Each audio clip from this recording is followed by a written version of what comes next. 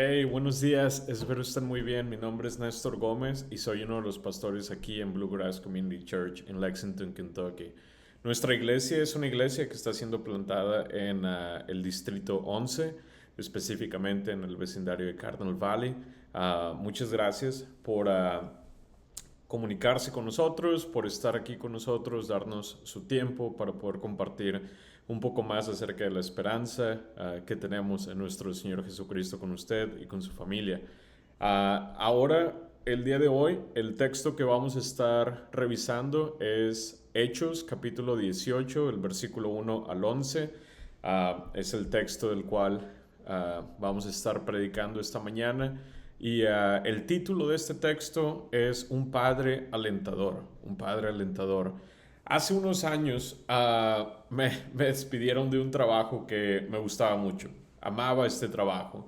Uh, Era un momento, fue un momento difícil para mí y para nuestra familia. Era un trabajo que me había brindado tanta alegría y satisfacción, pero después de algunos años en este trabajo me encontré cansado, sin la capacidad de mantener las cosas bajo control. Los bonos de venta y los viajes pagados ya no eran suficientes para compensar con mi descontento. Y aunque tenía un gran equipo, tenía un buen equipo de trabajo, sentía que estaba haciendo todo el trabajo solo. Conocía a todos en la oficina, pero mis relaciones con los demás no eran tan profundas, eran muy superficiales. Los valores que consideraba importantes en mi vida no eran las cosas que celebraban mis compañeros de trabajo. Por último, pensé que las cosas no eran justas, ¿verdad? No veía nada bueno en el trabajo de mis manos, pensaba que estaba trabajando más que cualquier otra persona en mi equipo y lo peor de todo era que mi propia santurronería me tenía tan ciego que no podía ver la mano de Dios en ninguna otra área de mi vida, en la vida de nuestra familia. Las formas en las que Él nos estaba bendiciendo, formas que jamás habíamos imaginado. Durante ese tiempo estuve en uno de los puntos más bajos de mi vida, desanimado, frustrado, decepcionado y agotado. Como cristianos, es muy importante que entendamos cuán persistentes pueden ser el desánimo, la frustración y la decepción.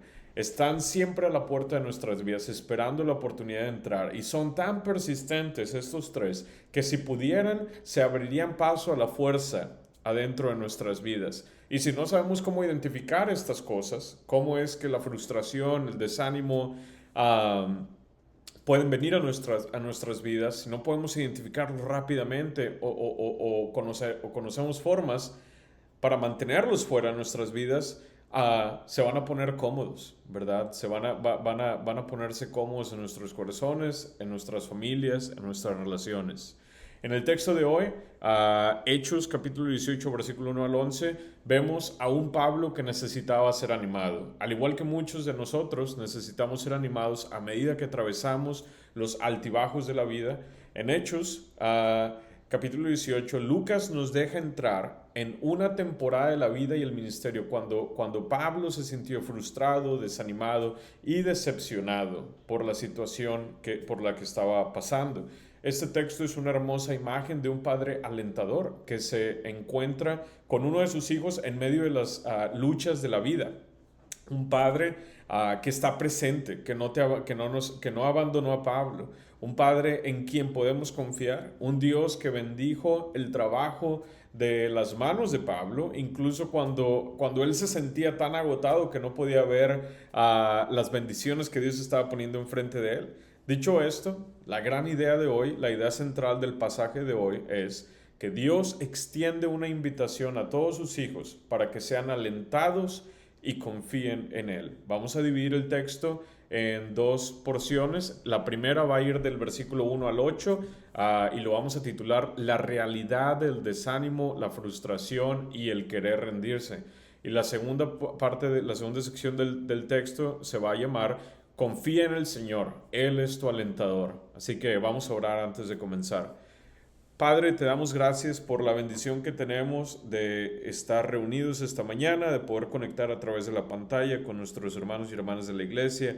Señor, te pido que este texto sea bendición para cualquiera que lo escuche, que lo reciban con humildad. Y Padre, que me des claridad y entendimiento en mis palabras para poder manejar tu palabra de una manera saludable, sin adulterar tu palabra, Señor. Es en el nombre de Jesús que oramos. Amén. Amén. Vamos a leer el texto antes de empezar. Dice, después de esto, Pablo salió de Atenas y fue a Corinto. Allí se encontró con un judío que se llamaba Aquila, natural del Ponto, quien acababa de llegar de Italia con Priscila, su mujer, pues el emperador Claudio había ordenado a todos los judíos que salieran de Roma. Pablo fue a verlos y como él era del mismo oficio, se quedó con ellos y trabajaban juntos, pues el oficio de ellos era hacer tiendas de campaña, y discutía en la sinagoga todos los días de reposo, tratando de persuadir a judíos y a griegos. Cuando Silas y Timoteo llegaron de Macedonia, Pablo comenzó a dedicarse por completo a la predicación de la palabra, testificando solemnemente a los judíos que Jesús era el Cristo. Pero cuando los judíos se le opusieron y blasfemaron, él sacudió sus ropas y les dijo, su sangre sea sobre sus cabezas. Yo soy limpio, desde ahora me iré a los gentiles. Partiendo de allí, se fue a la casa de un hombre llamado Ticio, justo, que adoraba a Dios, cuya casa estaba junto a la sinagoga. Crispo, el oficial de la sinagoga, creyó en el Señor con toda su casa. También muchos de los corintios, al oír, creían y eran bautizados. Por medio de una visión durante la noche, el Señor dijo a Pablo, no temas, sigue hablando y no calles, porque yo estoy contigo, y nadie te atacará para hacerte daño, porque yo tengo mucha gente en esta ciudad. Entonces Pablo se quedó allí 1 año y 6 meses, enseñando la palabra de Dios entre ellos. Es la palabra del Señor. En Hechos, desde el primer versículo, Hechos capítulo 18, versículo 1, leemos que después de que Pablo salió de Atenas, se fue a una ciudad que se llamaba Corinto. Corinto era una ciudad muy rica en historia, tanto en historia como en riqueza, ¿verdad? Geográficamente hablando, estaba ubicada en un lugar muy estratégico. Era una ciudad portuaria de diversidad cultural y un centro que sirvió para la idolatría romana, la inmoralidad sexual y la prostitución. Era una ciudad muy rica con una buena reputación por su industria bancaria, pero con mucho quebranto y aflicción. A pesar de esta riqueza, había una gran disparidad entre ricos y pobres. Era una ciudad muy segregada. Un historiador de la iglesia primitiva una vez hizo la referencia al comportamiento nauseabundo de los ricos y la miseria de los pobres en Corinto. Pablo habló de esta disparidad en 1 Corintios capítulo 11, del versículo 17 al 34, recordándole a la iglesia de Corinto la importancia, qué tan importante era la generosidad hacia los pobres. Pablo probablemente decidió venir a Corinto porque era un centro cultural y comercial muy concurrido, lo que le daría la oportunidad de relacionarse con una gran audiencia y compartir el evangelio antes de que estos visitantes regresaran a sus lugares de origen. Cuando pensamos en los centros de la actividad cristiana primitiva, de la primera iglesia, inmediatamente se nos vienen a la mente ciudades como Jerusalén o Antioquía. En el libro de los Hechos, sin embargo, otras 3 ciudades sirven como puntos clave a través de los cuales Lucas trazó el cumplimiento del mandato de Jesús cuando él dijo, hasta los confines de la tierra, en Hechos 1:8, ¿verdad? Estas 3 ciudades son Corinto, que la veremos en este capítulo, Éfeso en el capítulo 19 y Roma en el capítulo 28. Podríamos decir que el ministerio de Pablo hasta lo último de la tierra comenzó en Corinto, pero las cosas no pintaban bien para Pablo cuando él llegó a esta ciudad. Cuando Pablo llegó a Corinto, lo seguían 3 compañeros no deseados: el desánimo, la frustración y el deseo de rendirse. A través de su vida y ministerio, el apóstol Pablo, como muchos de nosotros, pasó por altibajos, pasó por temporadas buenas y temporadas no tan buenas. Hechos capítulo 18, el versículo 1 al 8, es un gran ejemplo de los altibajos en la vida y el ministerio de Pablo. Los cristianos a menudo hablan del espíritu visionario, el liderazgo, la valentía y el impulso de Pablo. ¿verdad? Pero en estos 8 versículos, Lucas destaca el ministerio, qué tan ordinario y simple era la vida y ministerio de Pablo, recordándonos que Pablo era como muchos de nosotros. En 2 de Corintios capítulo 2, versículo 1 al 5, Pablo le dice a la iglesia en Corinto que cuando los conoció por primera vez, él vino a ellos con debilidad, con miedo y con mucho temblor. Pablo necesitaba ser alentado. Pablo necesitaba ser animado. Él necesitaba de la confianza y el valor que únicamente Dios podía brindarle para continuar con la misión que había recibido de él. El ministerio de Pablo había comenzado años atrás, pero no sería hasta ahora, aquí en esta ciudad en Corinto, que se llevaría a cabo su misión de llevar el Evangelio hasta los confines de la tierra. Hechos capítulo 18, versículo 1 dice que después de esto, Pablo salió de Atenas y fue a Corinto. Pablo acababa de predicar en el Areópago de Atenas. Y antes de eso, había sido golpeado en público en Tesalónica. En Corinto, Pablo encontró a un judío llamado Aquila, ¿verdad? Aquila no era de Corinto, tenía en común eso con Pablo, que eran de otra ciudad. Aquila recientemente había venido a Italia con su esposa Priscila porque el gobernador de su ciudad había ordenado a todos los judíos, el emperador había ordenado a todos los judíos que salieron de Roma. Aquila y Priscila ya eran judíos temerosos de Dios. Y ya que Aquila y Priscila eran de la misma ocupación, como vemos en el versículo 3, versículo 3, como eran de la misma ocupación, fabricantes de tiendas de campaña, se quedó con ellos y trabajó. Por primera vez en el libro de Hechos, Lucas comparte que Pablo era hábil en la fabricación de tiendas de campaña o tiendas para vivir, ¿verdad? O tabernáculos. En nuestros días, Pablo habría sido etiquetado como un pastor o misionero bivocacional, lo que describe a un misionero, un ministro o pastor de la palabra que se dedica a la obra, a la obra ministerial, mientras también se dedica a una obra, a algún trabajo no relacionado a la iglesia, mientras sirve a la iglesia de Dios como un ministro para ganarse la vida. Los pastores bivocacionales deben de ser tenidos en alta estima. La tradición rabínica consideraba a los maestros de la ley bivocacionales como siervos muy honorables de Dios.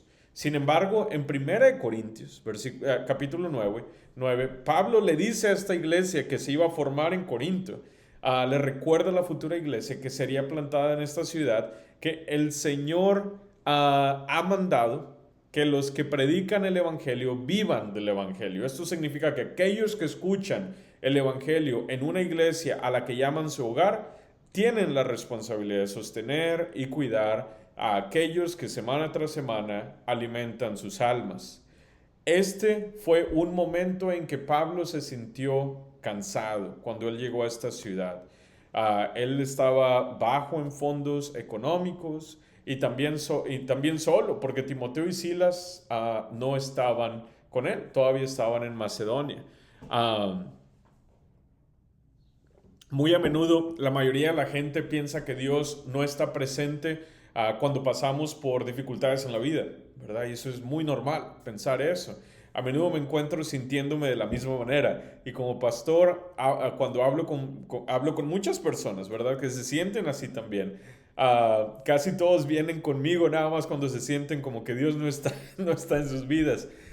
Pero algo que he aprendido es que solo se necesita que nos alejemos un poquito, que nos paremos un poquito atrás de la situación en la que estamos pasando para ver todas las cosas que Dios está haciendo a nuestro alrededor. Sin embargo, debido a que a veces estamos tan obsesionados y nuestra mirada está tan fija en los problemas, los obstáculos, las dificultades de la vida o en nuestro trabajo o tareas que se nos han sido asignadas, es difícil ver lo que Dios está haciendo a nuestro alrededor. En el versículo 4 leemos que al mismo tiempo que Pablo se encontraba en esta nueva ciudad, con pocas finanzas y teniendo que dedicarse a un oficio para ganarse la vida, también estaba razonando en la sinagoga todos los sábados. Estaba predicando todos los sábados en la sinagoga. tratando de persuadir tanto a judíos como a griegos. Podría resaltar en este momento la ética de trabajo de Pablo en este texto y elogiar su impulso o su tenue, su esfuerzo para cumplir la misión de Dios, ¿verdad? Mientras estaba trabajando también durante el día, los días de la semana, pero no lo haré. Y no haré esto porque los amo y quiero que vean esta historia desde un ángulo diferente, un ángulo que no celebra el afán de este mundo, sino el descanso. Nuestra cultura ya celebra el afán y menosprecia el reposo lo suficiente como para que yo venga y les predique que deben de tener una vida con poco descanso. En Hechos capítulo 18, en el versículo 5, 18, Hechos 18, 5, las cosas empiezan a mejorar un poco para Pablo. Aquí leemos que Silas y Timoteo llegaron de Macedonia, lo que permitió a Pablo concentrarse solo en predicar la palabra y testificar a los judíos que Jesús es el Mesías. Dos cosas sucedieron aquí. Pablo tenía a sus amigos de regreso y ellos ahora estaban compartiendo la carga de trabajo con Pablo para que él pudiera concentrarse en lo que Dios lo había llamado a hacer, a predicar su palabra.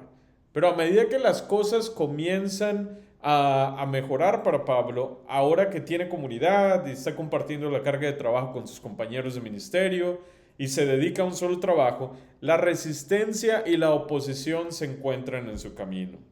El versículo 6 nos dice, pero cuando los judíos se lo opusieron y blasfemaron, él sacudió sus ropas y les dijo, su sangre sea sobre sus cabezas, yo soy limpio, desde ahora me iré a los gentiles. Cada sábado, cada sábado que él estaba predicando, cada fin de semana que él estaba predicando, da testimonio del aumento de las tensiones que Pablo estaba sintiendo. Finalmente estas tensiones abruman a Pablo, se salen de control y sus acciones y palabras pronuncian una verdad que no es verdad. Se quita el polvo de la ropa, pronuncia juicio sobre la oposición judía, afirma que ha hecho todo lo posible y anuncia que su atención ahora se estará desplazando hacia los gentiles. Cuando leí este versículo, versículo 6, me hice las siguientes preguntas. ¿Era la carga de trabajo de Pablo mucho para él? ¿Estaba Pablo tratando de tener demasiado control sobre el resultado? ¿Sería que Pablo había estado solo demasiado tiempo, careciendo de una comunidad y profundidad en sus relaciones con los demás? Aquí Pablo parece que se da por vencido. Su energía colapsa y esto es completamente comprensible y esperado. Jesús mismo estuvo cerca de este colapso. Esto también hace eco de la antigua frustración de Dios contra Israel. Aunque Pablo no había experimentado mucha persecución en Atenas, la ciudad anterior donde él había estado, su recepción cuando él llegó a Atenas fue muy fría y sin mucho apoyo, sin contar que había dejado el cuidado de los que allí creyeron, ¿verdad? Y cuando llegó a Corinto, además de dedicarse semana tras semana a la enseñanza de la palabra, también tuvo que trabajar para vivir. En los versículos 7 y 8 leemos que el trabajo de Pablo estaba dando mucho fruto. Inmediatamente después de que Pablo había pronunciado el juicio sobre los judíos de la sinagoga, Crispo, el líder de la sinagoga, vino al Señor y no solamente él, pero junto con toda su familia, así como muchos otros corintios. Sin embargo, parece que esto no fue suficiente para animar a Pablo. Pablo necesitaba que le recordaran Pablo necesitaba ser recordado que Dios estaba con él, que su trabajo era valorado y que no tenía que apresurar las cosas y que podía confiar en el Señor. Esto nos lleva a nuestro segundo punto. Confía en el Señor, Él es tu alentador. En los versículos 9 a 10 vemos a un Dios que se encuentra con Pablo a través de una visión en la noche, en uno de los momentos más difíciles de su vida.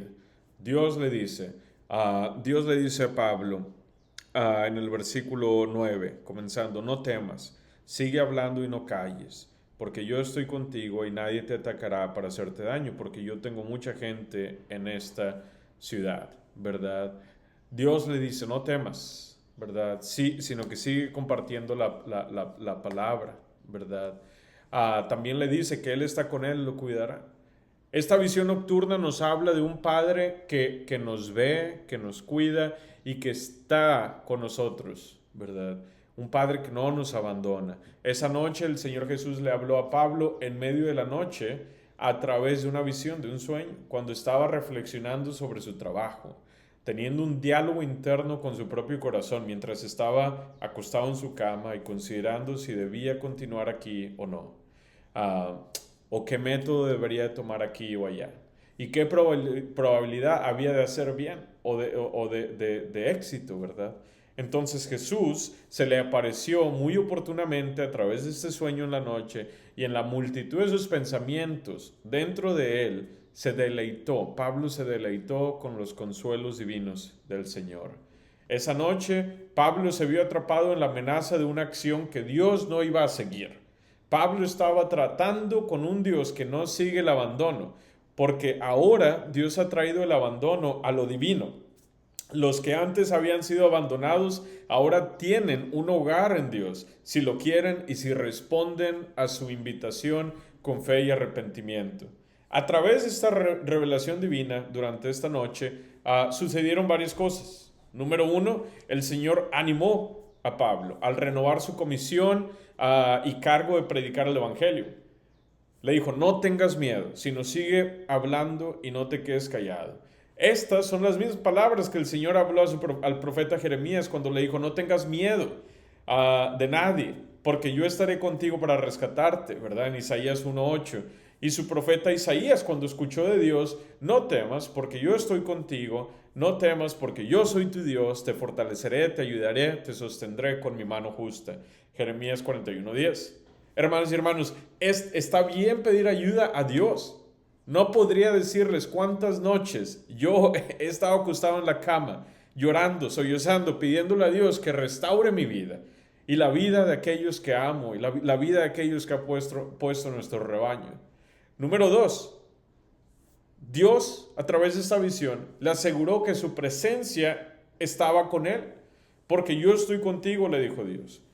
Qué importante es para nosotros recordar que el Señor está con nosotros, día y noche, que nunca nos abandona. La tercera cosa que vemos a través de estas palabras que Dios le dijo a Pablo era que le dio una orden de protección. Le dijo, nadie pondrá una mano sobre ti para lastimarte. El Señor le estaba diciendo que lo que había pasado en Filipos no se iba a repetir en Corinto, ¿verdad? Pero solo en Corinto, ¿verdad? Porque después vemos que Pablo sí fue a través de otras dificultades.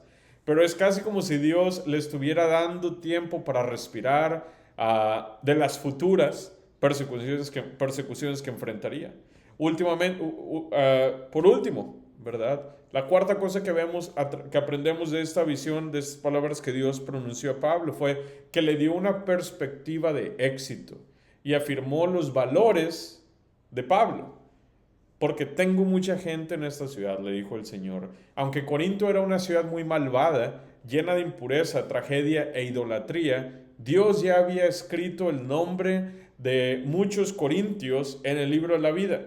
Cuando Dios hizo esto, también afirmó los valores de Pablo. Le dijo, el deseo que tú tienes de ver gente venir al conocimiento mío, ¿verdad? Es mi mismo deseo, es lo que yo deseo también. A veces, cuando nos involucramos en actividades de evangelismo, una vida que refleja una vida evangelística, eso es la proclamación y la demostración del evangelio, y no vemos muchos resultados o resultados inmediatos, es fácil desanimarnos y preguntarnos si a Dios le importa lo que estamos haciendo, ¿verdad? Cuando Dios es el más interesado en ver a sus hijos venir a Él. En Hechos, capítulo 18, versículo 11, el último versículo de hoy, leemos que Pablo se quedó en Corinto durante 1 año y medio. Antes de este punto, Pablo nunca se había quedado tanto tiempo en ninguna otra ciudad. El aliento de Dios a Pablo a través de esta visión resultó en un periodo de calma. Pablo se quedó allí durante 1 año y medio. La carga de trabajo compartida, la carga de trabajo que Pablo tenía ahora estaba siendo compartida. Ahora tenía el apoyo de Timoteo y Silas, lo que resultó en un sentimiento de equidad, ¿verdad? También vemos la restauración de en la confianza de Pablo. Pablo tenía la seguridad de que Dios estaba con él. El Señor le dio comunidad a Pablo también. Pablo hizo amigos en el camino durante ese año y medio en Corinto. Algunos de estos amigos, de estas amistades, caminarían con Pablo durante las próximas décadas de su ministerio. La pareja que él conoció, Aquila y Prisca, o Priscila, se convirtieron en fieles colaboradores de Pablo en Cristo, como vemos en Romanos 16:3.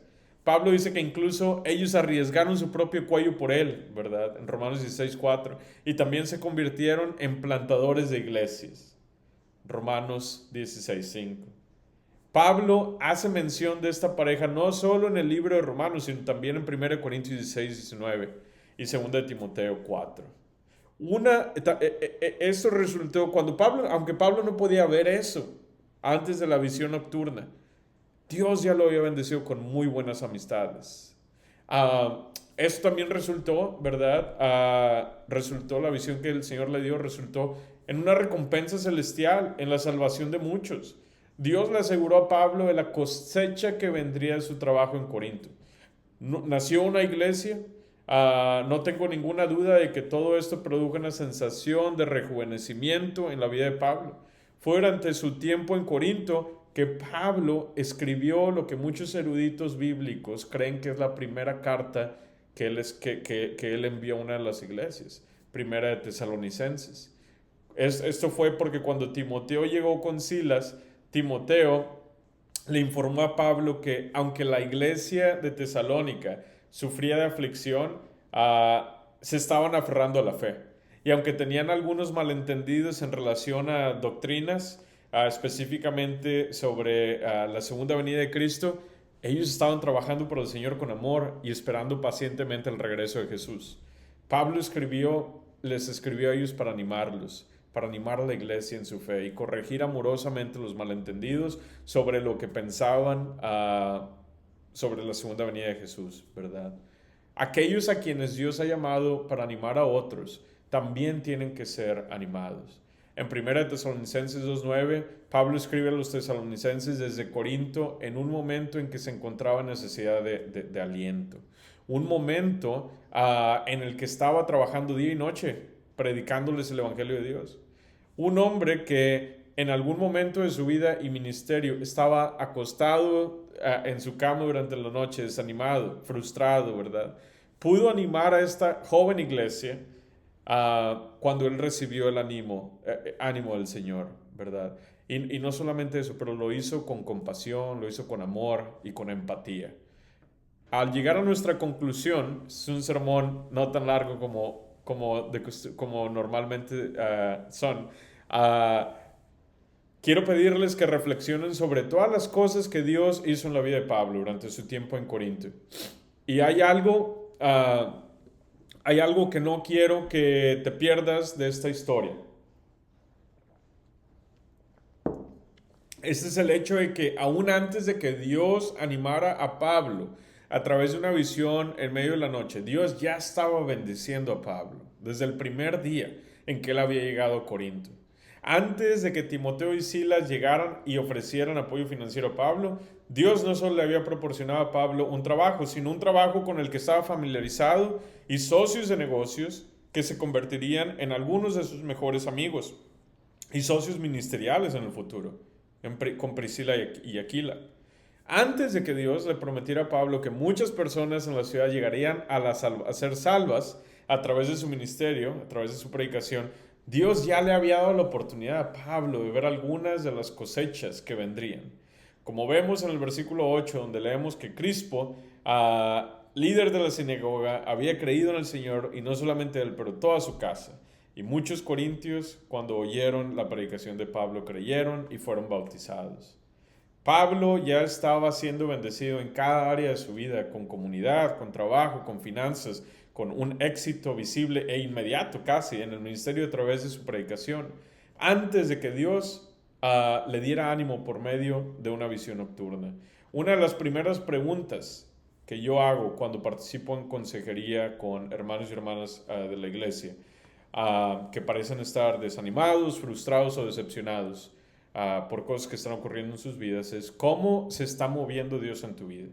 ¿Cómo se está moviendo Dios en tu vida? A veces no nos tomamos el tiempo para reflexionar sobre esto, pasando por alto todas las bendiciones que Dios está derramando alrededor de nosotros. En el versículo 11 leemos que Pablo se quedó en Corinto durante 1 año y medio, enseñando entre ellos y la palabra de Dios, ¿verdad? Enseñando entre ellos la palabra de Dios. Durante ese año, el trabajo de Pablo probablemente no cambió, probablemente había mucho trabajo, ¿verdad? Eso nos enseña que el descanso del Señor no es dependiente de la cantidad de trabajo muchas veces. Ah, el trabajo tal vez no cambió, ¿verdad? Pero lo que sí puedo decirles es que la perspectiva del ministerio de Pablo sí cambió. Después de este punto, mientras conforme leemos el libro de los Hechos y lo terminamos este año, veremos a un Pablo que está menos apresurado. Como mencioné anteriormente, una vez que Pablo salió de Corinto, él haría algunas de sus estadías más largas en Éfeso y luego en Roma, algo que nunca había sido realizado en el pasado. Tal vez Dios, esta mañana o en esta tarde, puede que esté extendiendo la misma invitación que Él le hizo a Pablo esa noche a ti, a tu familia. Una invitación a ser animado, a ser alentado mientras miras a tu alrededor y cuentas las bendiciones que el Señor ha puesto alrededor de ti. Así como de reducir la velocidad con la que estás viviendo, el apresuro con el que estás viviendo, el afán con el que estás viviendo, al depositar tu confianza en el Señor. Así que vamos a orar. Padre, te damos gracias por tu palabra, te damos gracias por el ánimo que recibimos al ver la vida de Pablo y ver que tú ya estabas bendiciendo a Pablo incluso antes de la visión nocturna. Señor, ayúdanos a ver todas las cosas con las que tú nos has bendecido, Padre, conforme vamos a través de momentos difíciles, que los momentos difíciles siempre van a estar presentes, los altibajos de la vida. Pero ayúdanos a ver la manera en la que tú ya nos has bendecido, Señor. Espíritu Santo, te pido que tú permitas que podamos estar procesando a través de esta palabra en los próximos días, para que cuando nos reunamos este domingo podamos tener una discusión fructífera, ¿verdad? Con mucho fruto de este texto. Señor, gracias por el recordatorio a través de tu palabra, a través de la vida de Pablo, de que tú eres un Padre que no nos abandona, un Padre que nos anima, un Padre en el cual podemos confiar y un Padre en el que, porque podemos confiar en ti, podemos también disminuir la velocidad con la que nos movemos a través de la vida, a estar un poco más calmados, disfrutar y contemplar de las bendiciones que tú has puesto alrededor de nosotros. Es en el nombre de Jesús que oramos, Señor. Amén. Amén. Amén.